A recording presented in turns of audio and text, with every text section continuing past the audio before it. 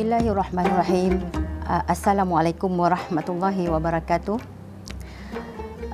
Alhamdulillahirabbil alamin wassalatu wassalamu ala asyrafil anbiya'i wal mursalin wa ala alihi wa sahbihi ajma'in wa bihi nasta'in. Ya, kita sekarang ini di awal Ramadan. Ya, insya-Allah pada awal di Ramadan ini maka kita berbanyak-banyaklah bermuhasabah diri, ya, mengetahui apa sahaja ilmu tentang bulan Ramadan ini, sebagaimana persoalan daripada saudara moderator tadi, iaitu apakah dia keistimewaan bulan Ramadan. Tuan-tuan dan puan-puan sekalian, kita melihat bulan Ramadan ini merupakan bulan yang terbaik, terbaik di antara semua bulan. Jadi tuan-tuan dan puan-puan semua, di dalam bulan Ramadan ini memang terdapatnya banyak keistimewaan, ya.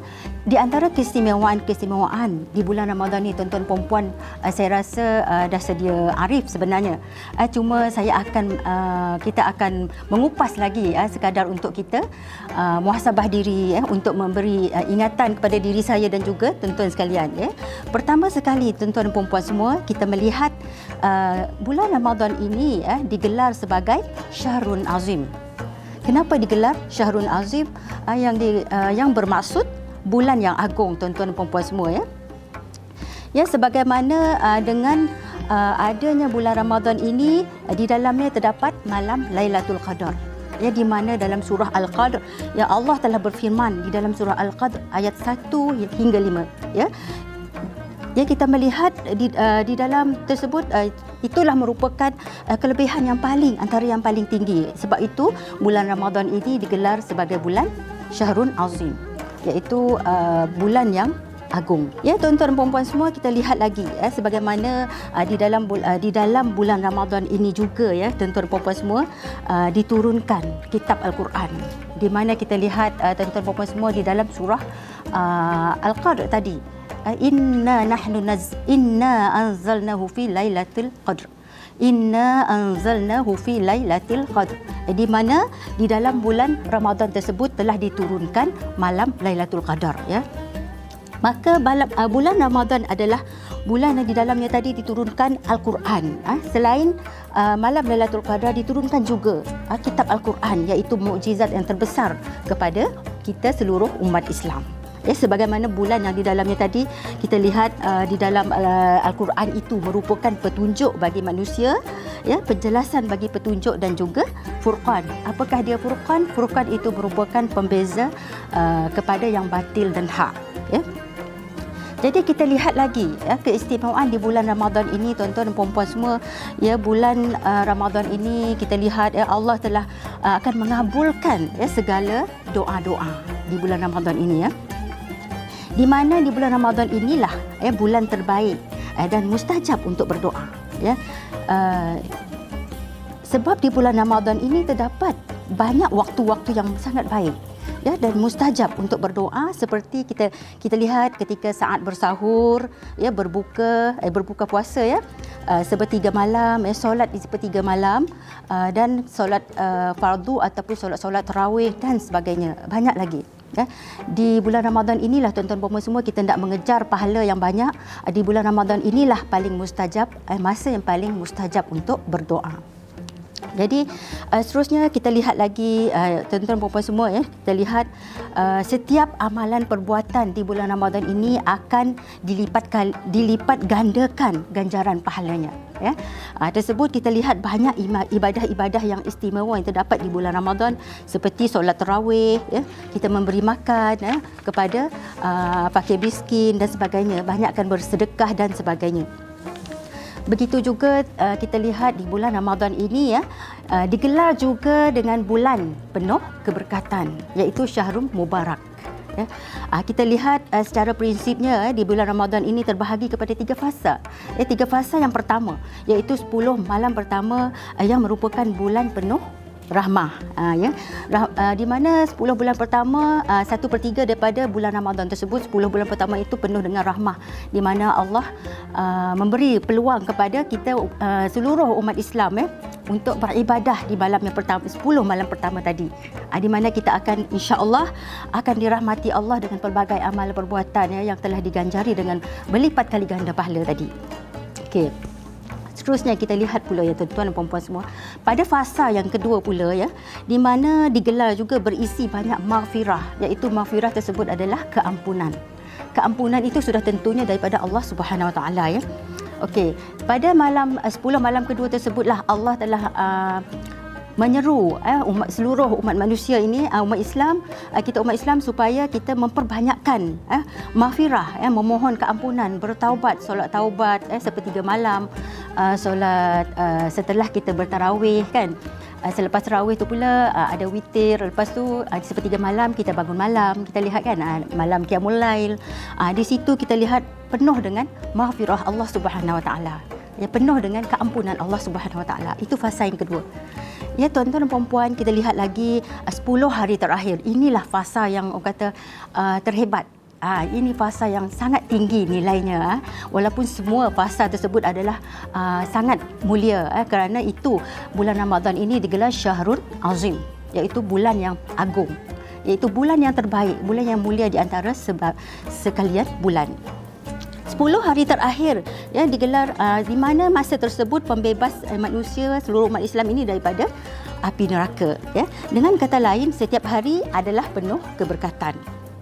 Di mana seterusnya lagi tuan-tuan dan puan-puan semua, kita lihat keistimewaan bulan Ramadan ini sangat banyak sebenarnya, cuma saya tidak dapat nak menghuraikan secara keseluruhan. Kita ambil yang kita akan poin yang penting insya-Allah.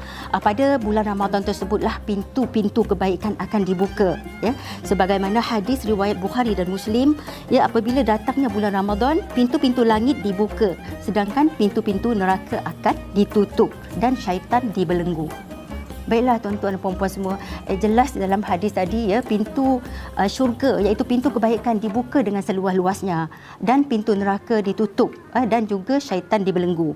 Maka di situlah merupakan madrasah terbaik Ramadan.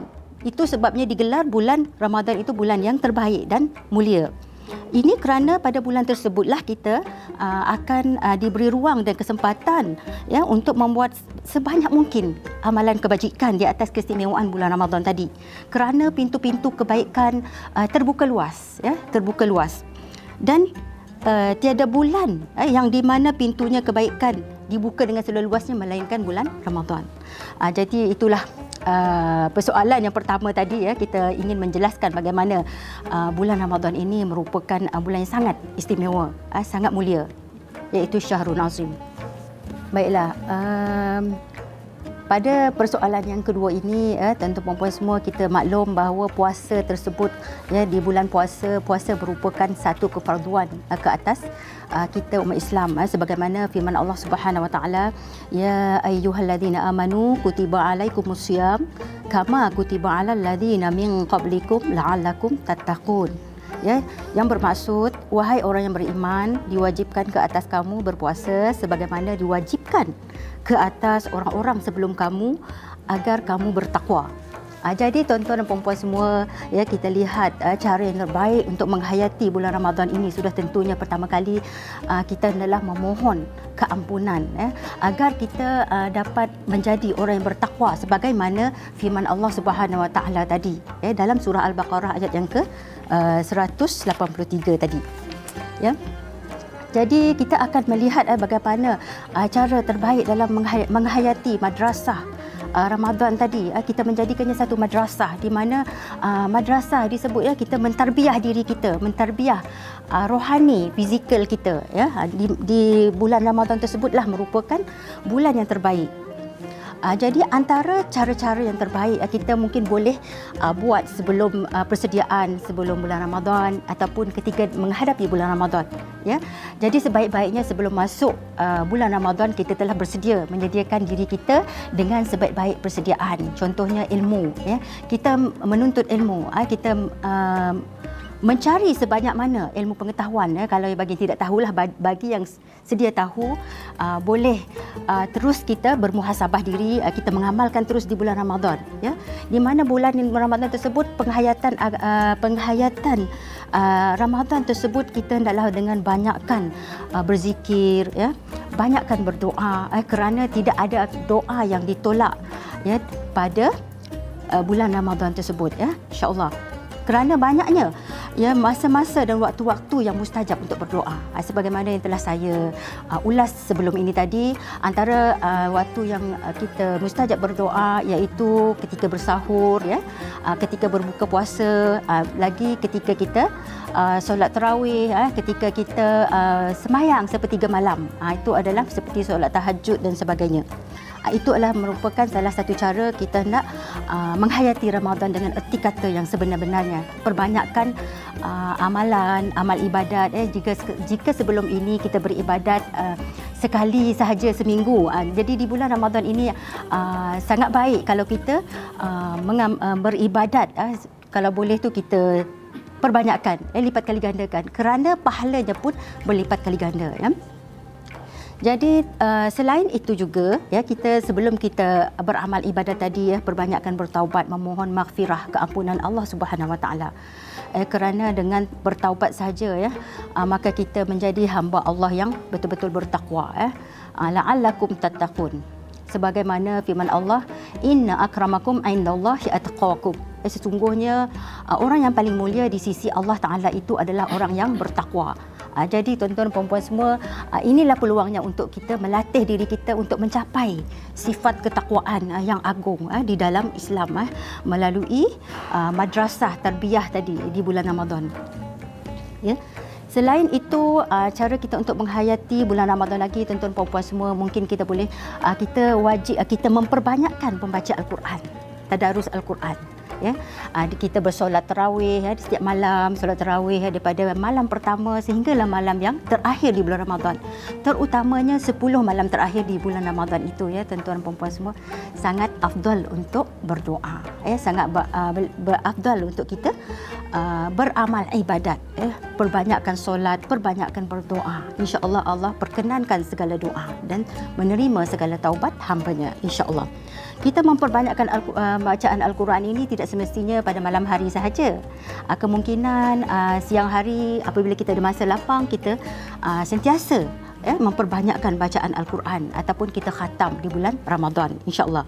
Di samping itu juga kita mentadabbur makna Al-Quran, bukan sekadar membaca, tetapi kita juga mentadabbur dan menghayati erti kata dan sebenar-benarnya, ya, tafsiran sebenar-benarnya ayat Al-Quran itu, ya.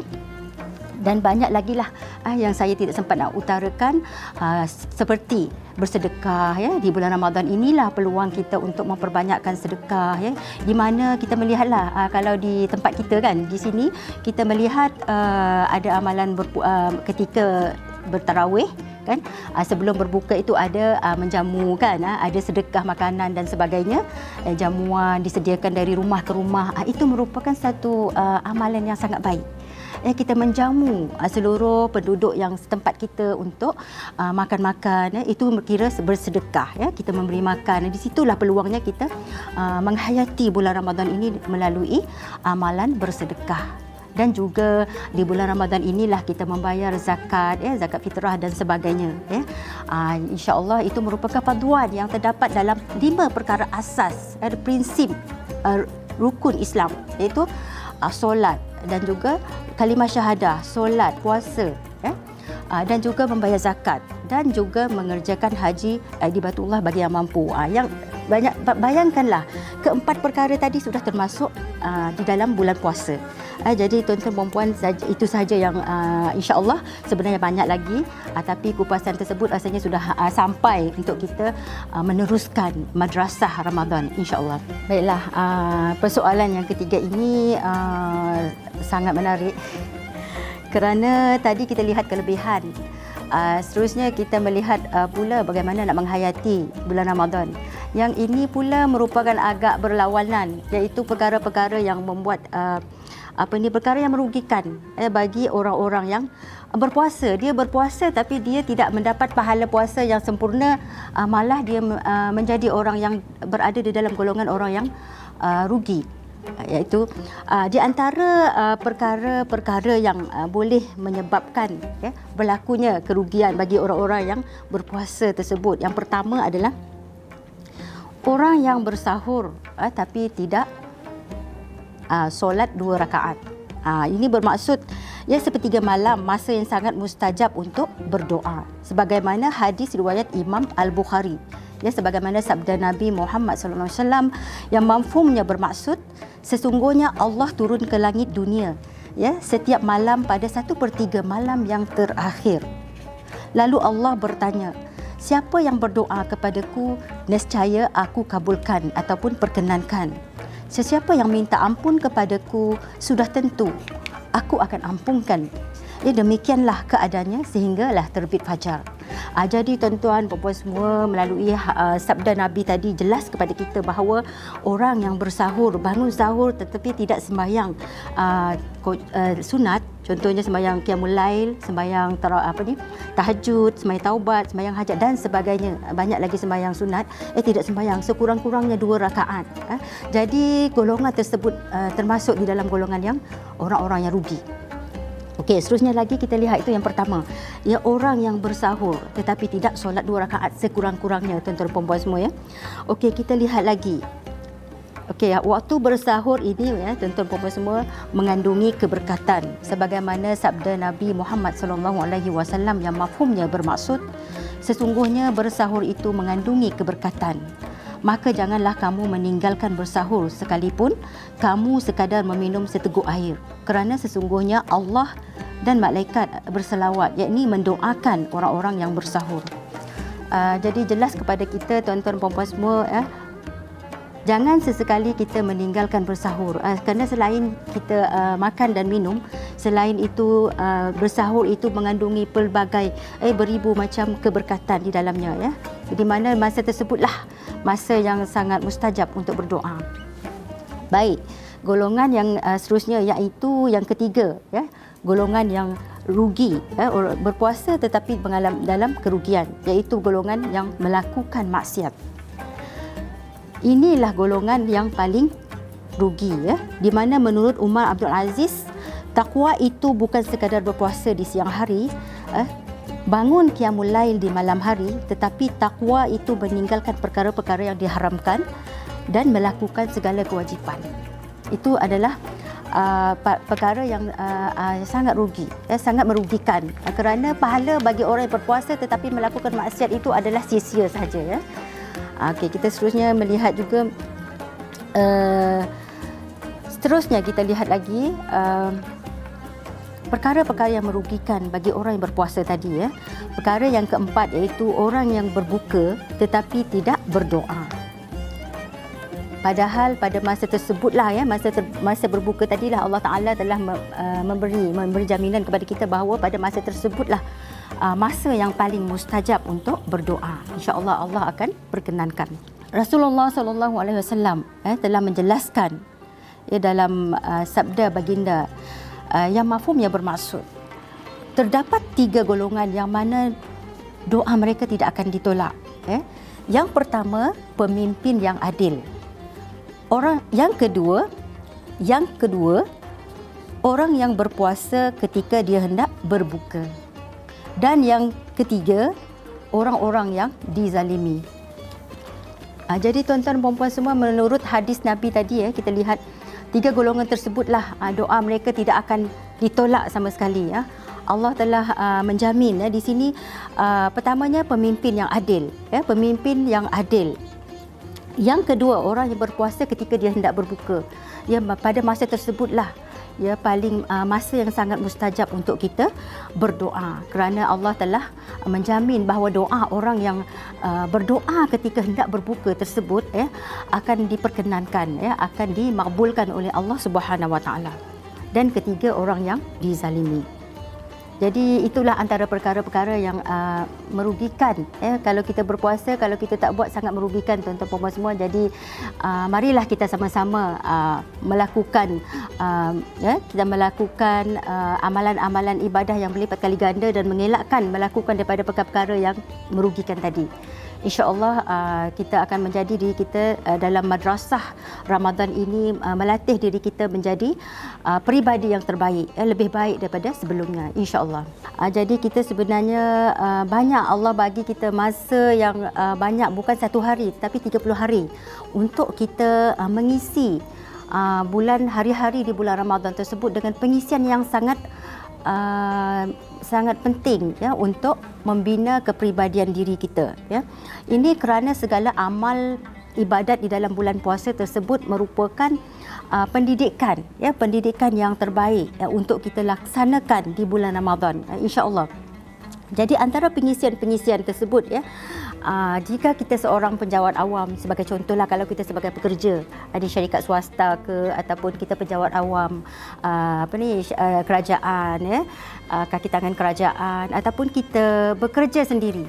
Di situ kita lihat sebenarnya kalau kata yang tidak mengganggu tugas hakiki ni biasanya yang penjawat awam lah kan, ataupun yang swasta dan sebagainya lah. Ini umum lah ya. Jadi kita boleh melaksanakan perkara yang paling mudah, iaitu kita mengisi masa yang lapang tersebut daripada kita bercakap perkara-perkara yang tidak berfaedah. Ada baiknya kita membaca Al-Quran ya, sebanyak-banyaknya.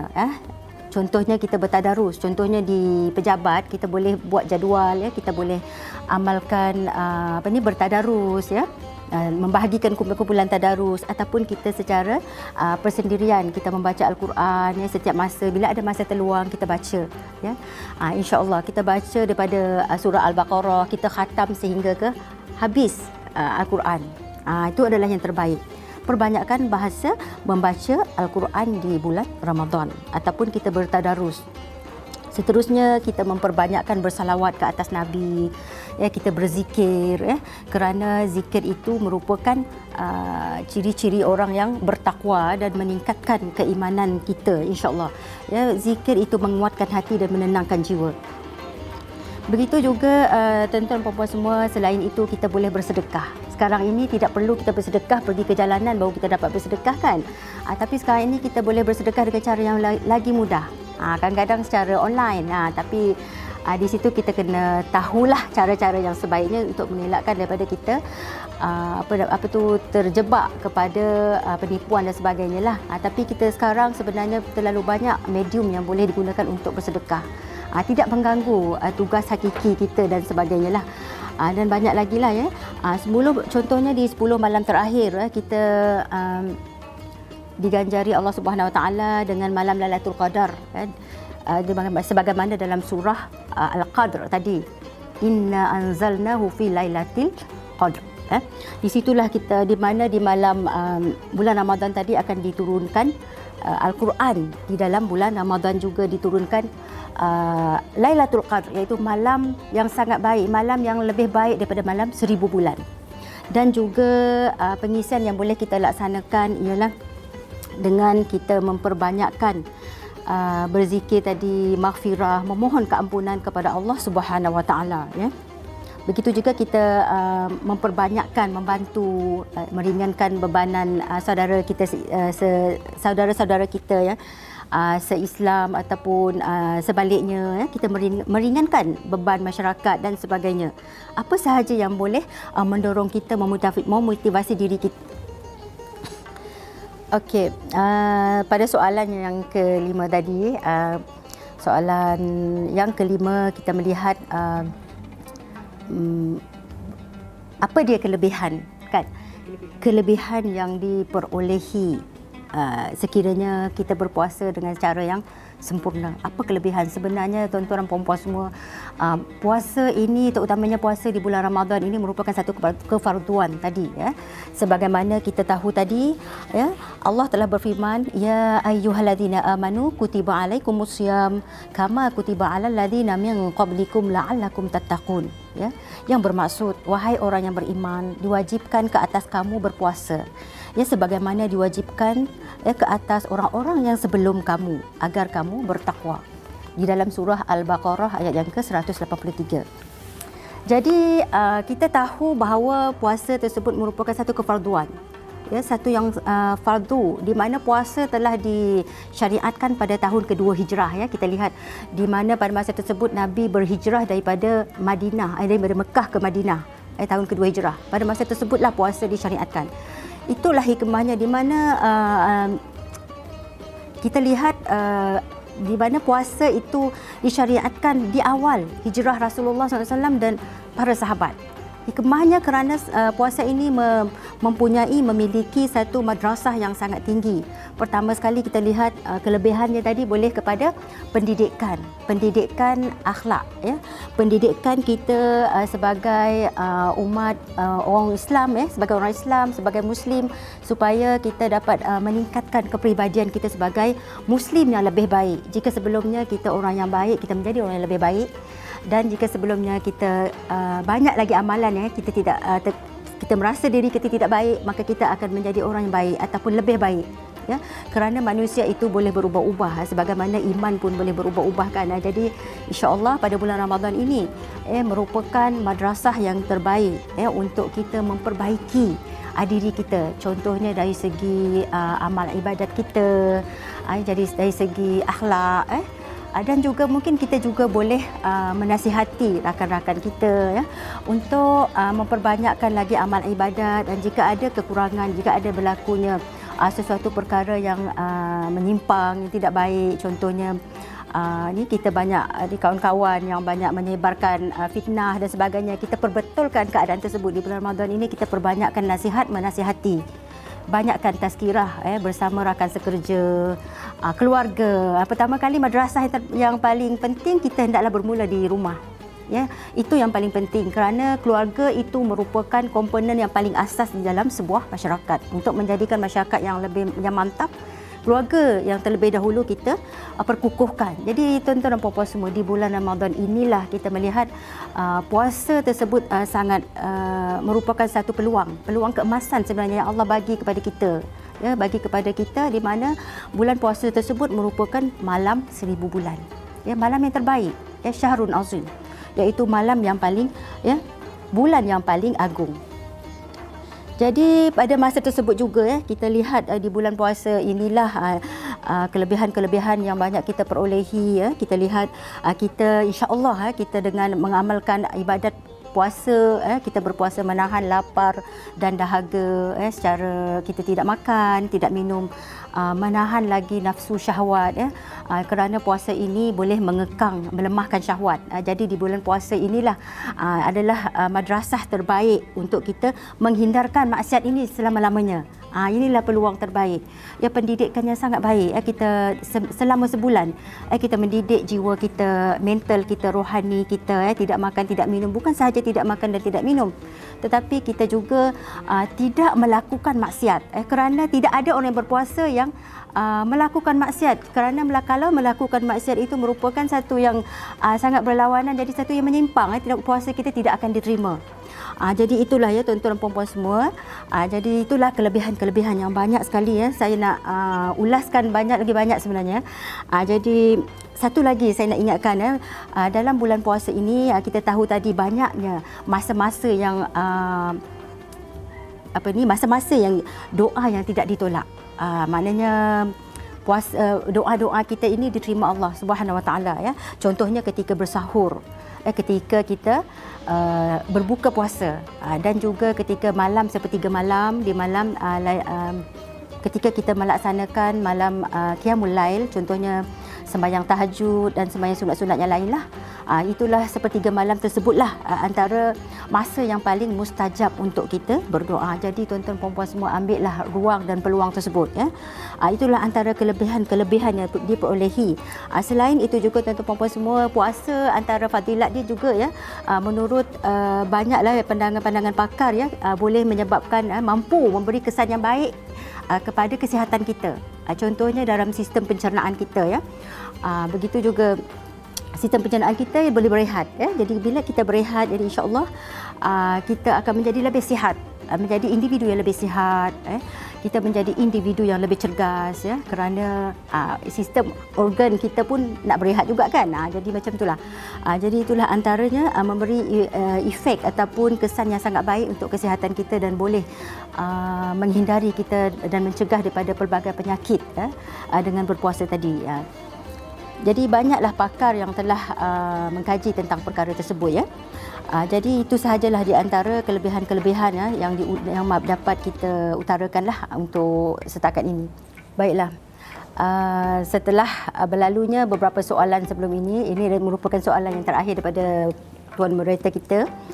Jadi ini agak umum ya, kita harapan saya kepada semua Muslim sempena bulan Ramadan ini ya, kita ada Ramadan, lepas tu kita ada Syawal pula kan. Jadi bulan Ramadan ini merupakan bulan yang baik, bulan yang mulia, bulan yang terbaik di antara sekalian bulan. Kita melihat tuan-tuan perempuan semua, kita melihat sekarang pun kita berada di fasa endemik ya, bermula 1 April kan. Jadi sebelum ini kita menghadapi pelbagai dugaan ujian di masa fasa pandemik ya, pandemik COVID-19.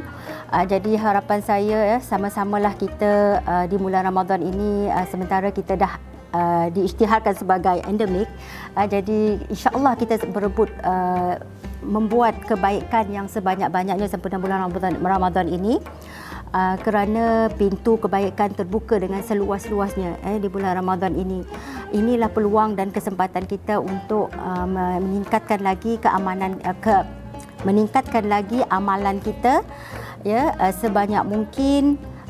Contohnya kita menjadikan solat fardu itu di awal waktu. Kita perbaiki disiplin kita ya. Tak kira kita siapa ya, kita pekerja ataupun kita sebagai seorang anak, kita sebagai seorang ibu bapa, kita sebagai penjawat awam ataupun pemimpin, kita cuba perkukuhkan diri kita dengan kepribadian yang akhlak yang tinggi ya. Kita bersihkan jiwa kita, jadilah seseorang yang seorang yang memohon keampunan kepada Allah Subhanahu Wa Taala dengan sebanyak-banyak keampunan. Insya-Allah kita cuba membersihkan jiwa kita di bulan Ramadan ini supaya kita menjadi individu yang sangat